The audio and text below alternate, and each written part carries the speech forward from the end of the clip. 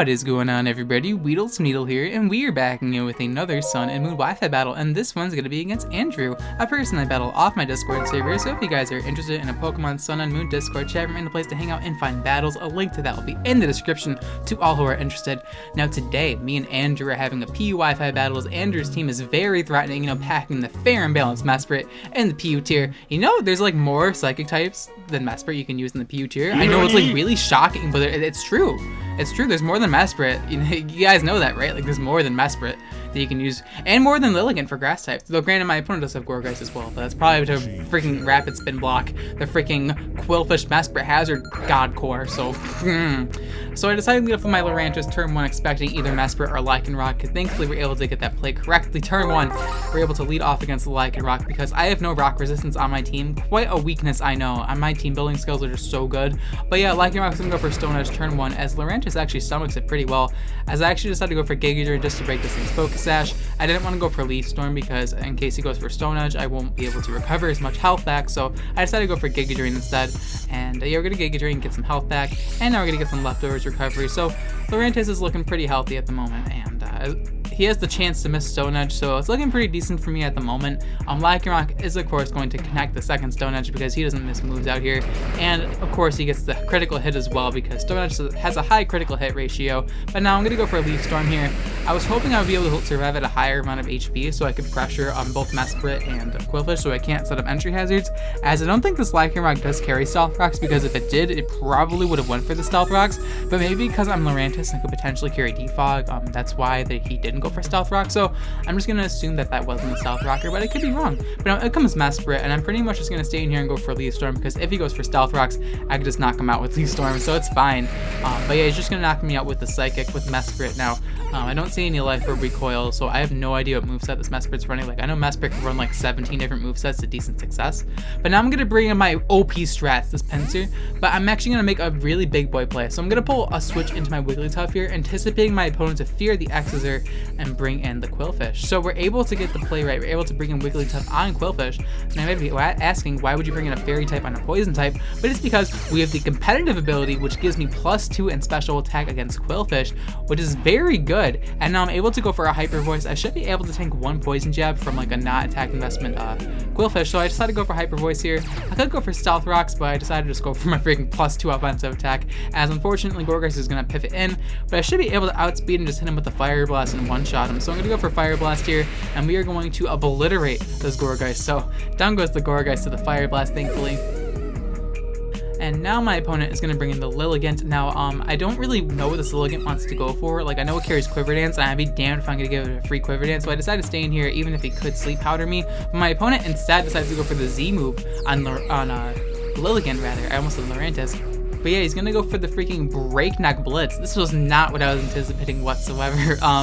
But I guess you need to run the normal Z move on Lilligant because your coverage is actually that bad that you actually need to run Z, I think Hyper Beam it is? But yeah, we're actually going to live the Z Hyper Beam thanks to Wigglytuff's nice base defenses and high HP stat, and we're able to knock out the Lilligant with the Hyper Voice. So down goes the Lilligant. It could be Z Hyper Beam. I have no idea. Maybe it's like Z Nature Power. I have no idea.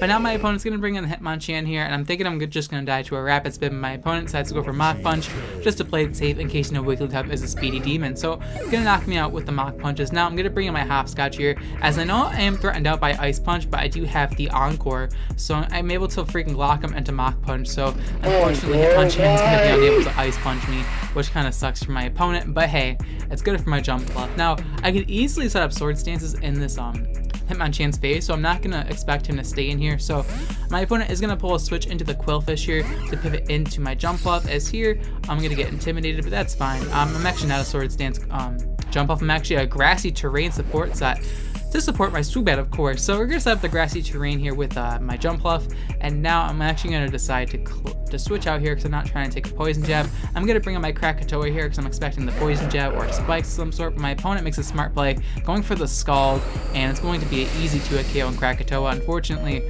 we're unable to live, and I'm thinking since I'm max speed, I should be able to outpace this Qwilfish, but unfortunately Qwilfish is pretty fast itself, and it's going to knock me out with the Scald. So unfortunately, my Rock Polish Weakness Policy Krakatoa did not get to do anything in this game.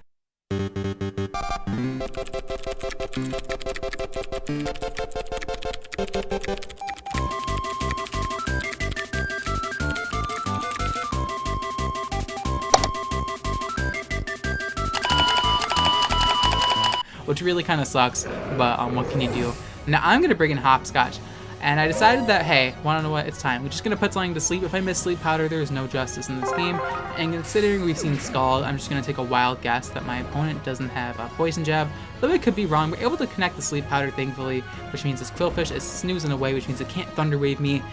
And now my opponent's gonna switch out of the Quillfish and bring in the Mesprit here, because it is, fast asleep. As now I decided to go for Memento, because if my opponent brings in Hitmonchan, it's going to have negative attack, and if my opponent brings in Mesprit, I'm just going to have negative special attack. So either way, going for Memento is my smartest play, as it allows me to support my Swoobat, which is going to come in here. So I'm going to bring in my Swoobat, the Mesprit's at -2 special attack, and now we're going to activate the Grassy Seed, which is going to give me +2 in my defense stat thanks to Simple, and now we're able to go for a Calm Mind, which is going to give me a lot of boost. It's going to give me a pretty strong story power. I do believe that it's 140 base power after the boosts from Calm Mind and stuff. So yeah, this is pretty strong coming off of Swoobat's decent. It's a kind of mediocre special attack stat, but with freaking 140 base power, I don't think it really matters. Hitmonchan's gonna come in here, but I don't think this thing's taking a stored power. It's going to get obliterated by the stored power. Goodbye, Hitmonchan. So Hitmonchan's going to go down. And now my opponent's going to decide to bring in the Mesprit. At this point, my opponent really has no way to kill me. I don't think she can kill me with Ice Beam or Thunderbolt. So stored power, just going to fire it off here to gauge damage, as Mesprit's not going to take too much damage because I do have a lot of HP investment on this Swoobat. My opponent decides to go for a Healing Wish because he wanted to allow me to reference Boarding Offensive 2 times in this video instead of 1. So he's going to get rid of the grassy terrain with Healing Wish. And now he's just going to bring in the Quillfish to cure it some sleep. But at this point, it's a little bit too late, as my Swoobat's all set, and I don't think Quillfish can live a stored power unless it is Focus Sash. But if it is Focus Sash, then I'm pretty sure the game's over anyway. So I'm pretty sure Swoobat can just come through here with the stored power and win me the battle in the end. So we're able to defeat Quillfish with my Swoobat in the end, and you were able to defeat my opponent Andrew with a narrow 2-0 victory. So it was a very fun battle, Andrew. I got to showcase my Grassy Terrain, Grassy Seed Swoobat. I've also used Electric Seed Swoobat, but I think Grassy Seed is better so you don't power up electric types on the opposing team. But yeah, it's just some experimental stuff with the Swoobat strategy. I hope you guys did enjoy this Wi-Fi battle. If you guys did enjoy the Wi-Fi battle and really want to support my channel, let me know by leaving a like on the video, as it's without a doubt the greatest way to show your support towards my YouTube channel, and it really means the world to me, guys. Seeing your comments on my videos is actually the highlight of my day, which is actually kind of pathetic, but hey, don't judge me. Anyways, the question of the day is going to be, Smogon recently decided, or the PU Council on Smogon recently decided to ban Charizard from the PU tier. Out of all things, like instead of like Mesprit or like Archeops or something, they decided to ban Charizard. Now, what are you guys' thoughts on the ban of Charizard in the PU tier? Now, I personally actually agree with that. Now, before you flame me, you're like, what? Charizard takes 50% that's completely banned. Nope. Allow me to explain. Well, for one, there's actually a good handful amount of decent Rapid Spinners in the PU tier, like Hitmonchan. Like Hitmonchan's used in almost every team because of Rapid Spin. But yeah, Charizard has a very good move pool, like really, really good move pool, and Z-Moves literally blessed it when it comes to movesets. It can run like 10 movesets, no joke, to decent success. Like I can list like so many movesets off the top of my head. Like there's Z-Sunny Charizard, which literally has no switch-ins unless you're like Munchlax or something. There's Dragon Dance Charizard, which is if you're expecting Special Charizard, can catch you off guard and get a few kills. You can run Dragon Dance with the Z-move, with just a nuke in general, which allows you to beat your checks. There's Sub Belly Drum, which is really cheesy, but if you misplay against the Charizard, it's pretty much over unless you have priority or a really fat water type. There's Specs Charizard, which literally has no switch-ins at all besides Munchlax. I mean, there's a few switch-ins, but it's really hard to pivot into. There's just Z Solar Beam by itself, Bloom Doom, which is really hard to switch into because the only checks to Charizard are really fat rock types and waters, which Solar Beam beats them. Haha. There's just so many movesets. There's Z Celebrate, which you can boost your stats by +1.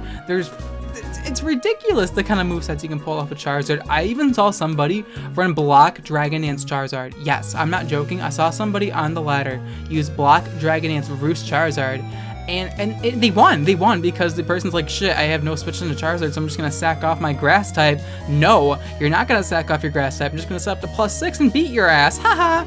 Like, I just personally agree with their decision. I know Charizard is not the most broken Pokemon in PU. I just think it's definitely the most versatile, and I definitely agree with their decision. But let me know in the comments down below what your thoughts are on the Charizard band in the PU tier. And yeah, thank you guys so much for watching till the end. I'll check you guys in my next video. Bye. See ya!